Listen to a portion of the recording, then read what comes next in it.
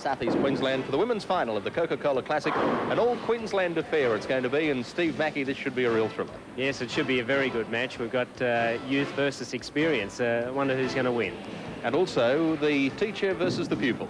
Yes, that's a very interesting situation. I wonder what the emotions are, certainly for Barbara Richmond. Barbara Richmond, of course, is the teacher, and Jo Ellen Day is the pupil. It'll be a great final. $1,000 to the winner, plus the flight to Las Vegas with Australia's own airline, Qantas, to compete in the high roller tournament over there next year. It's going to be a final and a half.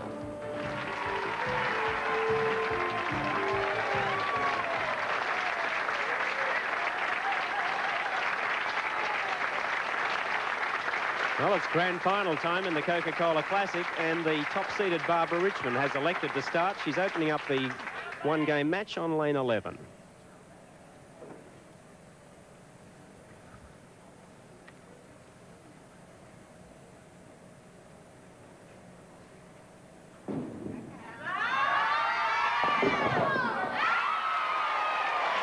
What a way to open. Barbara Richmond opening up with a strike in the first frame.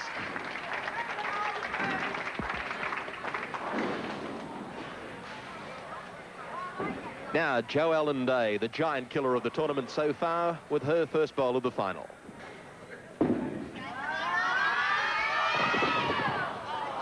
Jo Ellen going Brooklyn, not quite so lucky, leaving the 3 pins in the right-hand corner, but still a safe spare to start with.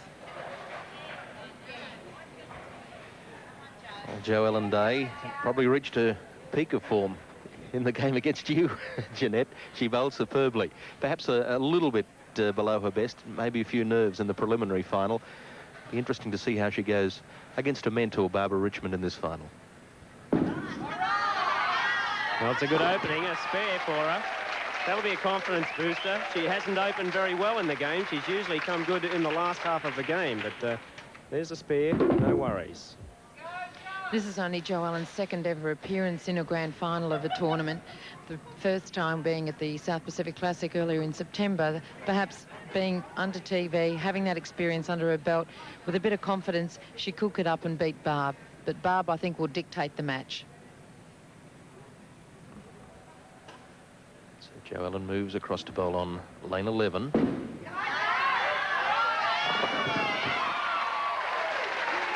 Excellent pin action for Jo Ellen Day to get a strike in the second frame, and that puts the pressure back on Barbara Richmond, courtesy of this pin action.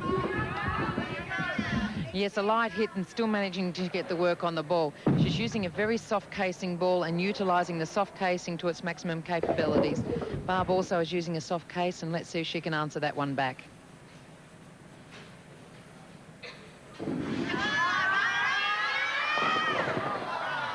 She's gone light, but has left the 2-4-5. Well, as we've seen quite often on lane 12 in the women's tournament, the ball failing to reach the strike pocket on lane 12. Yes, Steve, there's approximately 1 to 1.5 boards difference, and by trusting it just that little bit more on lane 12 versus lane 11, the ball's just going to skid another 4 or 5 feet, and the reaction isn't going to be the same. Consequently, Jo Ellen, by shooting a little bit deeper, is getting an even shot with the soft casing ball.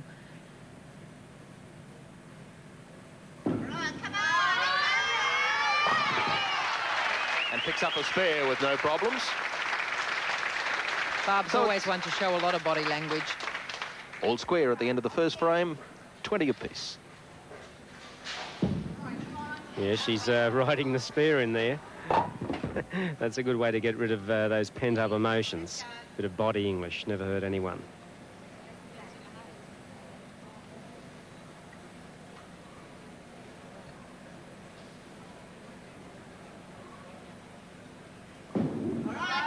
It's a very good push away. Excellent shot by Barbara Richmond to get a strike in the third frame.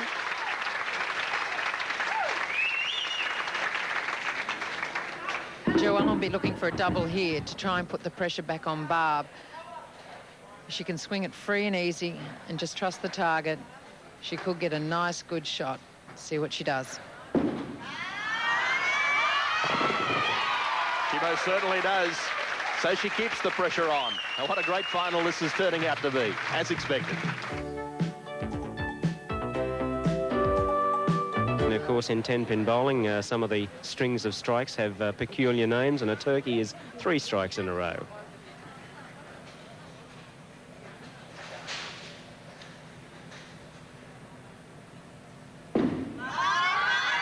High. Ooh, very high through the nose, leaving the 3-6-10. She's not a great lover of this particular spare shot, so she'll be looking to just take the work off the ball and just going lightly on the right-hand side of the 3-pin and letting the deflection of the ball to take out the other 2. Of course, we saw her miss this one in the preliminary final against Mary Flower. I wonder if that's entered her mind yet. She does shoot a very, very tight line for this particular spare. I think she's got it covered, yes. No problems. Well, the situation now is that Barbara Richmond can take the lead if she gets a strike on this shot. Barbara will be looking to really bury this one in the pocket, see if she makes an adjustment after leaving the 2-4-5, hitting the pocket on lane 11, now coming back looking for the pocket on lane 12. At the end of the second frame, Joellen Day led by 7 pins, but Barbara Richmond trying to hit back. No, that one was too deep on the lane. The ball skidded too far, trying to make too sure of a good shot, missed the head pin completely. Yes, it was trying to come up there, and had the lane been another 5-6 feet longer, she would have made the pocket, but of course that's not to be, and she's left herself a difficult cluster of 4. The pin numbers in this setup, the 1, 2, 4 and 8. She'd be well advised to go for the left side of the head pin in this one.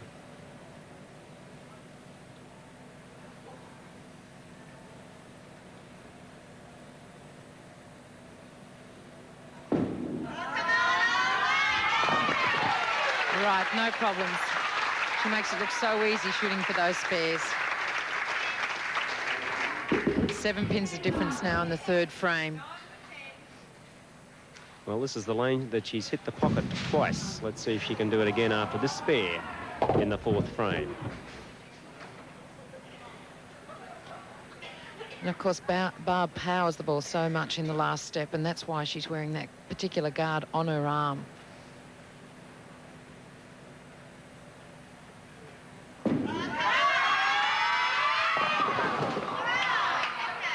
A little bit high, leaves a 6-10. Quite happy to get out of it with just those 2 pins. Ball's down early, goes high through the nose. Fortunately for her, gets a 7 pin out of the corner and just leaves the 6-10. Yes, it could have been anything. Looks quite composed. She's had some good pushaways there. That's often the sign of a mentally composed person. So this for her spare on the 5th.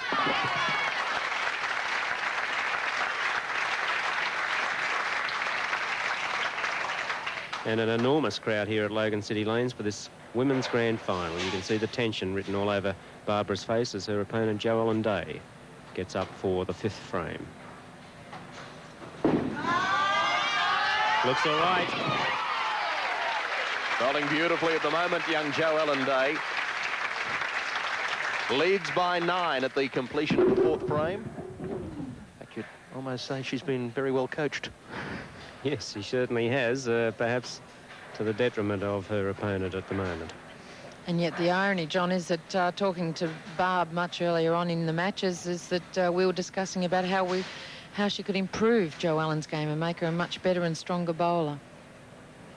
Let's see if she's made it strong enough for a double. It looks very good from here, but not quite taking the 4 pin. Well, she's going to stay in the lead by about 9 pins. That was a good shot. It was because that lane's moving a little bit more, just a fraction high. The 2 pin coming back, taking out the 7 pin, but not quite taking out the 4 pin. Here we see it again, high, very high. The 2 pin there takes out the 7 pin and goes back down into the gutter. Yes, of course, you quite often carry those high hits and the 4 pin goes, but, well, it would have given her a double, but she's still ahead by at least 9 pins halfway through this grand final encounter. Steve, she's been bowling extremely well. I wonder, is an advantage to not to be seeded number 1 and have those few games leading into the final? I know you have to keep on winning, but perhaps when you get to the final, that might be an advantage if you can. Yes, I think it's an advantage. I'd rather have a few games under my belt, particularly in these 1-game sudden death encounters. Some of the TV finals now have 2-game matches. But I think Jo Ellen Day would have to be favoured. And that really makes it difficult now for Barbara Richmond. After one shot of being light on that lane, the next shot missing the headpin. Barb, to me, looked like she overcorrected, tried to roll the ball too much, very high through the nose, and has left herself not quite a very nice split, the 4-7-9. Yes, and she'll be trying to hit the extreme left-hand side of the 4-pin here and slide it across the pin deck. 2 with the show, do you think, Steve?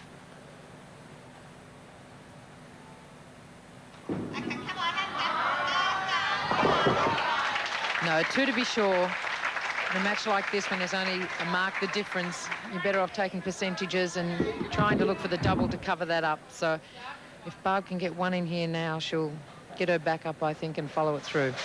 Well, this is a strike lane. She's had a couple on lane 11, and they're the only 2 strikes she's had in the match. Lane 12, the one that's given her the trouble. And the completion of the 5th frame, it was 107 to 95 in favour of Jo Ellen Day. Barbara Richmond on lane 11.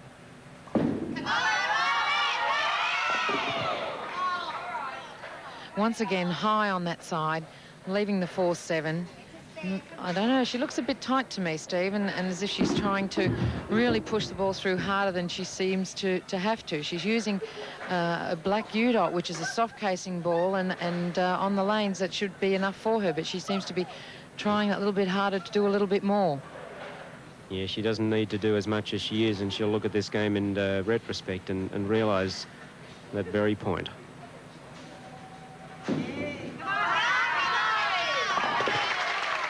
Easy spare for Barb there, covering the 2 pins quite comfortably.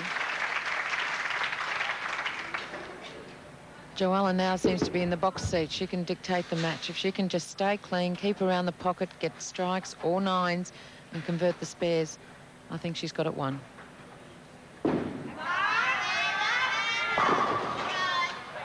Well, she needs to keep around the pocket, as you said, and that's given her a 20-pin lead, but it could have been 23 pins had she struck.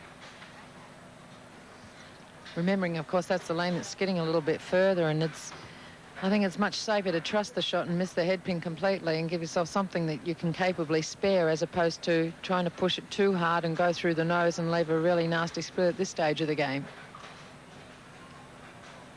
And Jo Ellen, as we've seen so often, still a picture of concentration, but she lost a little bit of it there, and that's tightened the match right up. In fact, that could cut the lead to 8 pins, and that ball not coming up at all.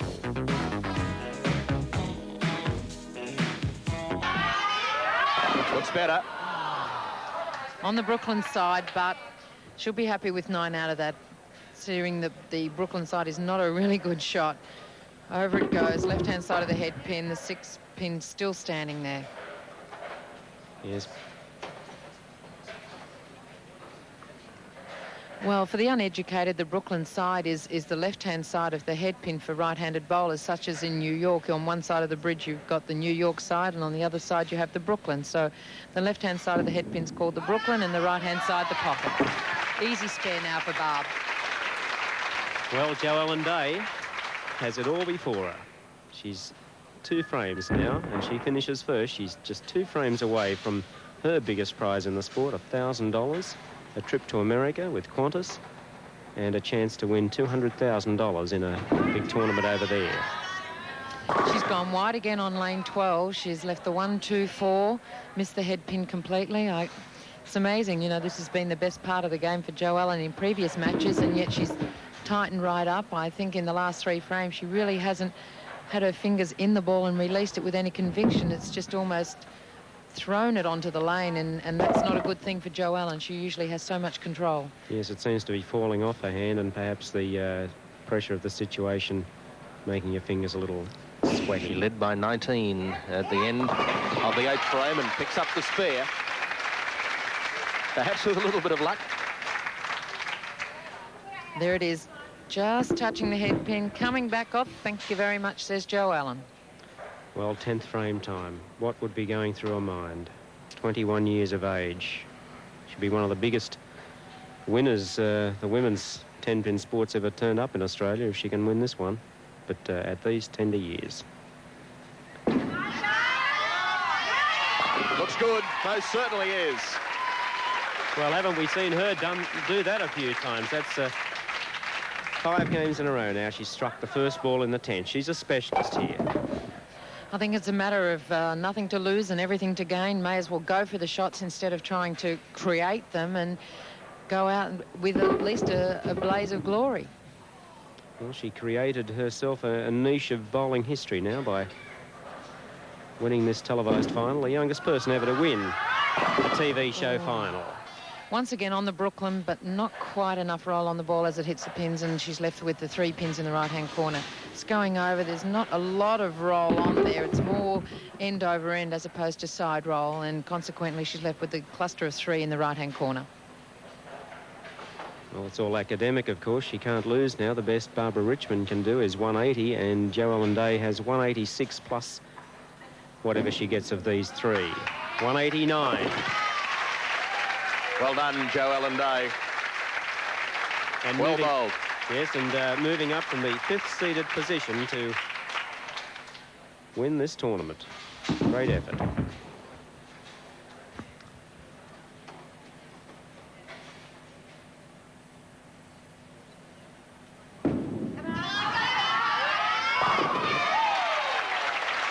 She well, finally Barbara found shows the a line. class. It's come a little bit too late for her. Yes, and what a good ball this was. If only she'd found that a couple of frames ago, but that 8 miss will end up costing her a chance to win the match. The split earlier on was a bit of misfortune, but that 8 miss was absolute disaster. The thing is, too, to consider to miss the spare by that much, she has to miss her target by so far. She'll roll this one up. You can tell the pressure's off. 2 nice, easy balls. Rolled them up beautifully. And consequently, 2 strikes. Beautiful in the pocket. Yes, Barbara's obviously very disappointed with her performance here. She's going to lose by 9 or 10 pins. And Jo Ellen Day just contemplating her future in the sport. Buoyed by this success, no doubt.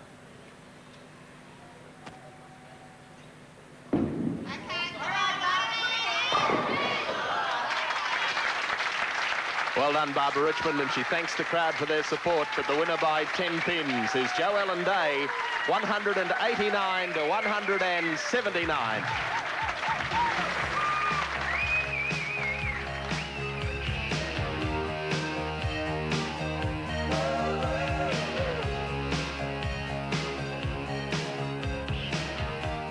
Barbara Richmond, Barbara, your cheque for $600 plus your trophy, and well done. Thank you very much, John. Thank you.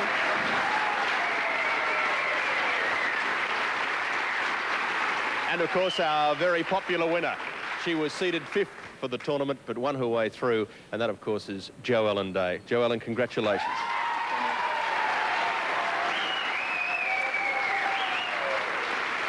Jo, your trophy and a cheque for $1,000. Presented by Mr. Dick Chapman of Coca-Cola. Congratulations. And now, of course, that return ticket from Qantas, the Spirit of Australia, that'll be taking you to America to compete in that high roller tournament in Las Vegas. And with us is Mr. Don Marriott from Qantas. Thank you, Don.